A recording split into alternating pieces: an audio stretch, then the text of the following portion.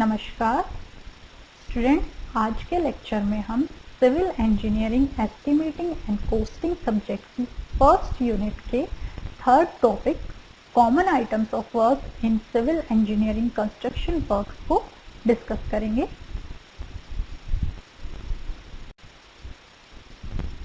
Student, last lecture में हमने discuss किया था कि किसी भी एस्टिमेट को प्रिपेयर करने के लिए हमें मेन जो आइटम्स ऑफ वर्क हैं उनकी क्वांटिटी चाहिए होती है।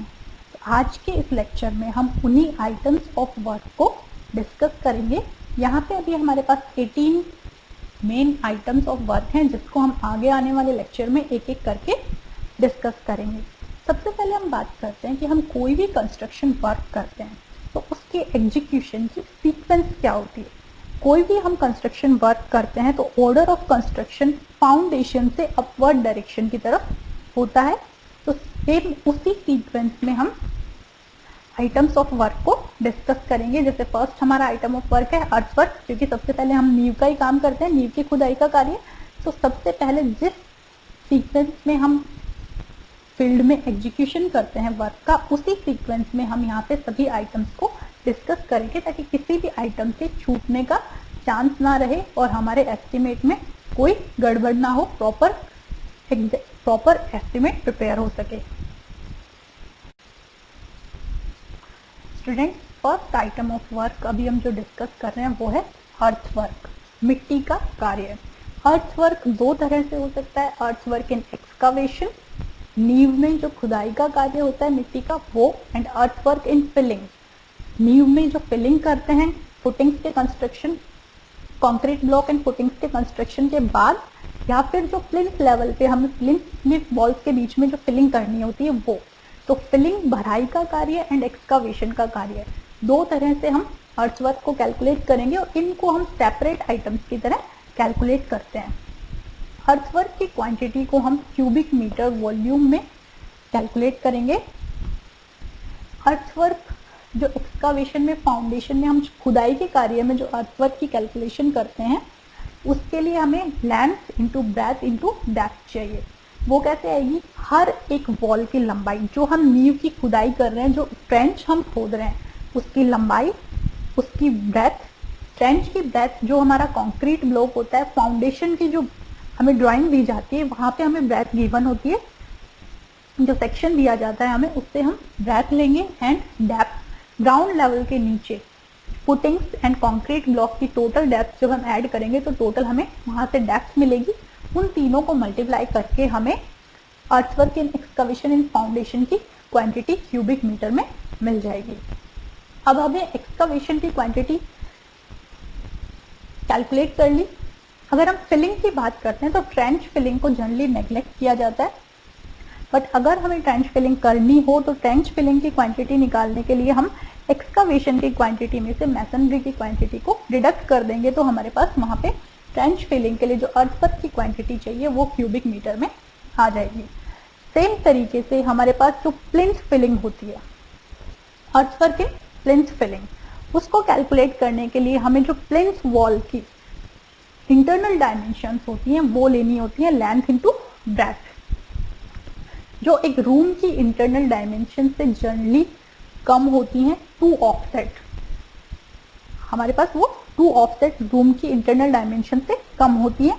एंड जो हमें हाइट चाहिए, क्योंकि क्वांटिटी जो अर्थवर्क की है वो वॉल्यूम की फॉर्म में लेनी है, तो प्लिंथ वॉल्स के बीच में लेंथ इंटू ब्रेथ तो हम ले लेंगे, लेकिन जो हाइट चाहिए वो क्या होगी? तो हमारे पास जो प्लिंथ हाइट होती है उसके अंदर से हम कंक्रीट की जो फ्लोर है उसकी थिकनेस ऑफ कंक्रीट, जो फ्लोर के नीचे जो हम कंक्रीट की थिकनेस देते हैं यूजुअली 7.5 सेंटीमीटर, वो हमें डिडक्ट करनी होगी प्लिंथ हाइट में से, तो हमें वहाँ पे हाइट मिल जाएगी। तो इस तरह से length into breadth into height जब हम करेंगे तो हमें अर्थवर्क इन प्लिंथ फिलिंग की क्वांटिटी क्यूबिक मीटर में मिल जाएगी। जनरली हम फिलिंग की कैलकुलेशन को अवॉइड करते हैं क्योंकि फिलिंग के लिए जो हमें मिट्टी चाहिए वो हमें साइड से अवेलेबल हो जाती है। जो नींव की खुदाई में हमारे पास मिट्टी निकली है वही की वही मिट्टी हम फिलिंग में यूज कर लेते हैं, हमें कहीं बाहर से लाना नहीं है, तो एक्स्ट्रा पैसा हमारा खर्च होता नहीं है। तो इस टर्म को हम एस्टिमेट में जनरली अवॉइड करते हैं, बट अगर जरूरी हो तो इस तरीके से हम फिलिंग की क्वांटिटी कैलकुलेट कर सकते हैं। जैसे कि इस डायग्राम में हम देख सकते हैं अर्थवर्क इन प्लिंथ फिलिंग के लिए जो ये प्लिंथ वॉल्स हैं इनके बीच में यहाँ पे फिलिंग की जाएगी। तो लेंथ यहाँ इस वॉल से लेके इस वॉल तक हम यहाँ लेंथ कैलकुलेट कर सकते हैं इन प्लिंथ वॉल्स के बीच में, एंड इधर हम ब्रेथ कैलकुलेट कर सकते हैं प्लिंथ वॉल की into in, and height calculate करके हम यहाँ से फिलिंग की क्वांटिटी निकाल सकते हैं।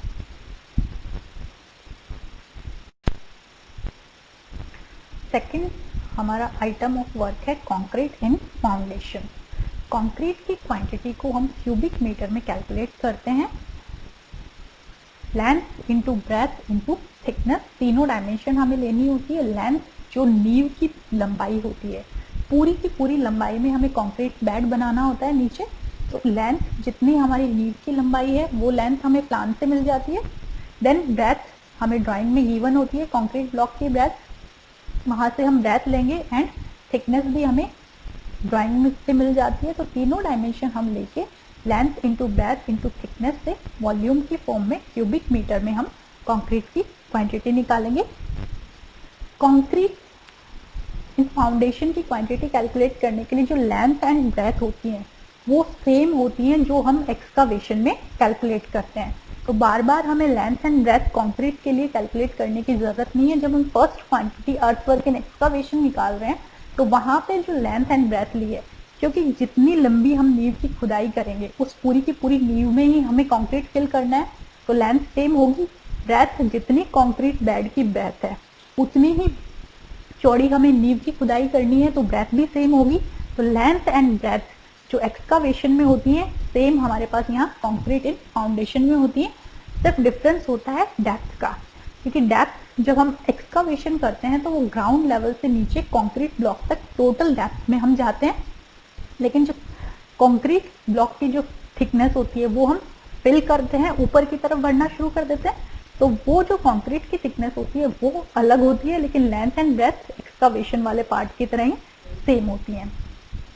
अब फाउंडेशन कंक्रीट हम लाइम कंक्रीट भी ले सकते हैं एंड वीक सीमेंट कंक्रीट, दोनों में से कोई भी कंक्रीट फाउंडेशन में यूज हो सकता है फाउंडेशन बेड में। नेक्स्ट आइटम ऑफ वर्क है सॉलिंग। जब फाउंडेशन में हमारे पास जो सॉइल होती है वो सॉफ्ट होती है, तो वहाँ पे एक स्ट्रॉन्ग सब बेस प्रोवाइड करने के लिए हम या तो ड्राई ब्रिक की एक लेयर दे देते हैं या फिर क्रस्ट स्टोन की एक पूरी लेयर देते हैं। उनके बीच में जो गैप होता है उसको हम सैंड से फिल करते हैं, देन उसे कंसोलिडेट करते हैं रैमिंग से। रैमिंग करके वहाँ उसको प्रॉपर कंसोलिडेट कर दिया जाता है ताकि हमारे पास जो सब बेस है वो स्ट्रॉन्ग हो सके, और उसके ऊपर फिर हम फाउंडेशन कंक्रीट का बेड प्रोवाइड करते हैं। जो सोलिंग लेयर है उसको स्क्वायर मीटर में कंप्यूट किया जाता है, क्योंकि थिकनेस हमारे पास जो है वो ऑलरेडी स्पेसिफाइड होती है उस लेयर की, तो वहाँ पे हमें सिर्फ लेंथ इंटू ब्रेथ चाहिए होती है। स्क्वायर मीटर में हम उसकी क्वांटिटी को कैलकुलेट करते हैं। नेक्स्ट आइटम ऑफ वर्क है हमारे पास damp proof course. Damp proof course generally 2.5 centimetre thick rich cement concrete या फिर हम 2 centimetre thick rich cement mortar use कर सकते हैं, जिसके अंदर standard water proofing material add रहता है। डीपीसी को हम स्क्वायर मीटर में कैलकुलेट करते हैं। डीपीसी प्लिंथ लेवल पे ली जाती है। प्लिंथ वॉल की पूरी विड्थ एंड लेंथ पे हम डीपीसी प्रोवाइड करते हैं। डीपीसी को स्क्वायर मीटर में कैलकुलेट करते हैं। स्क्वायर मीटर के लिए हमें चाहिए लेंथ इंटू ब्रेथ। लेंथ कौन सी होगी? जो हमारी प्लिंथ वॉल की लेंथ है, पूरी की पूरी लेंथ पे हमें डीपीसी प्रोवाइड करनी होती है, तो जो प्लिंथ वॉल की लेंथ है वही हम डीपीसी के लिए लेंगे। एंड ब्रेथ प्लिंथ वॉल की पूरी विड्थ पे हमें डीपीसी प्रोवाइड करनी होती है, तो विड्थ के लिए जो प्लिंथ वॉल की विड्थ है वही विड्थ हम यहाँ पे लेंगे।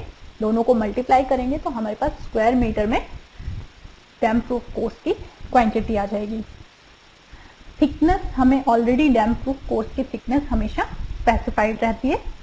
डैम्प प्रूफ कोर्स कभी भी डोर के सिल पे, दरवाजे की दहलीज पे और बरामदे की जो ओपनिंग होती हैं वहाँ पे नहीं दी जाती हैं, तो उसके लिए हमें डिडक्शंस प्रोवाइड करने होते हैं। अब हम डिडक्शन करते क्यों हैं? क्योंकि हमें एग्जैक्ट क्वांटिटी चाहिए। जब हमें डोर के सिल पे, दरवाजे की दहलीज एंड वरांडा ओपनिंग में जेपीसी प्रोवाइड नहीं करनी है, लेकिन अगर हम कैलकुलेशन में इनको इंक्लूड कर लेते हैं तो हमारे पास क्वांटिटी बढ़ जाती है और उससे हमारी एस्टिमेटेड कॉस्ट भी बढ़ जाएगी, जो हम नहीं चाहते। हम एग्जैक्ट एस्टिमेट निकालना चाहते हैं तो हमें क्या करना होगा, जब हम फर्स्टली तो हम ये करते हैं कि हम पूरी की पूरी वॉल की पूरी लेंथ एंड पूरी विड्थ कंसिडर करते हैं और उसके अंदर से फिर बाद में हम डिडक्शन कर देते हैं डोर सिल एंड वरांडा ओपनिंग के लिए, ताकि एग्जैक्ट क्वांटिटी हमें मिल सके। नेक्स्ट आइटम ऑफ वर्क हमारे पास है मैसनरी। मैसनरी को हम क्यूबिक मीटर में कैलकुलेट करते हैं। मैसनरी वर्क की length, breadth and height. Masonry हम फाउंडेशन में, प्लिंथ पे एंड सुपर स्ट्रक्चर सभी में करते हैं। तो फाउंडेशन एंड प्लिंथ मैसनरी को हम अलग आइटम ऑफ वर्क की तरह लेंगे एंड सुपर स्ट्रक्चर मैसनरी को हम अलग आइटम में कैलकुलेट करेंगे। दोनों को एक साथ ऐड नहीं करते हैं।